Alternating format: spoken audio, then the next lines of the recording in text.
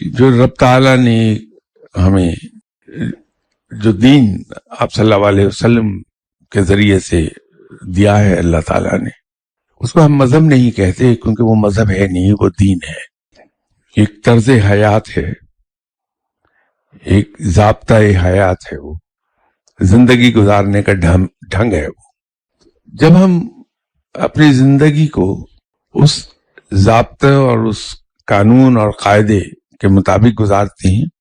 ہم بہت اچھے انسان ہو جاتے ہیں۔ مسلمان اچھا انسان ہوتا ہے، اچھا انسان مسلمان نہیں بنتا۔ ہم آپ صلی اللہ علیہ وسلم کی حیات طیبہ ضرور پڑھتے بھی ہیں، بچپن سے ہی پڑھتے چلے آتے ہیں، ماں باپ بھی اور ٹیچرز بھی ہمیں روشن پہلو، آپ صلی اللہ علیہ وسلم کی زندگی ہے ہی تمام کی تمام روشن، وہ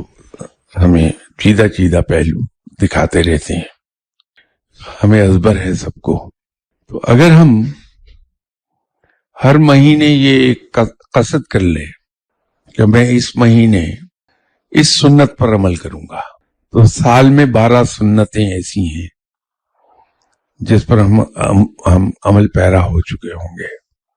5 سال کے بعد 60 سنتیں ایسی ہوں گی جس کو ہم فالو کر رہے ہوں گے۔ آپ صلی اللہ علیہ وسلم کے فٹ پرنٹس تو ایسے ہیں کہ اگر ایک سنت پر بھی عمل کر لیا تو انسان بہت خوبصورت انسان بن جاتا ہے۔ ہم اس اینگل سے آپ صلی اللہ علیہ وسلم کی حیات طیبہ کو سٹڈی کریں کہ مجھے اب ہر مہینے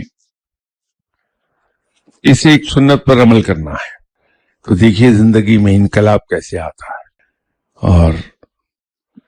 ہمیں حیرت ہوگی کہ جن رویوں کے ہم شاکی ہوتے ہیں کہ دوسرے آدمی نے یہ کر دیا، اس نے یہ کر دیا، اس نے یہ کر دیا، اس نے یہ کر دیا، تو ہمیں حیرت یہ ہوگی کہ ہمیں ہر آدمی صحیح لگے گا کہ بڑا اچھا ہے، تو وہ ہمارے گلے شکوے دوسروں سے ختم ہو جائیں گے۔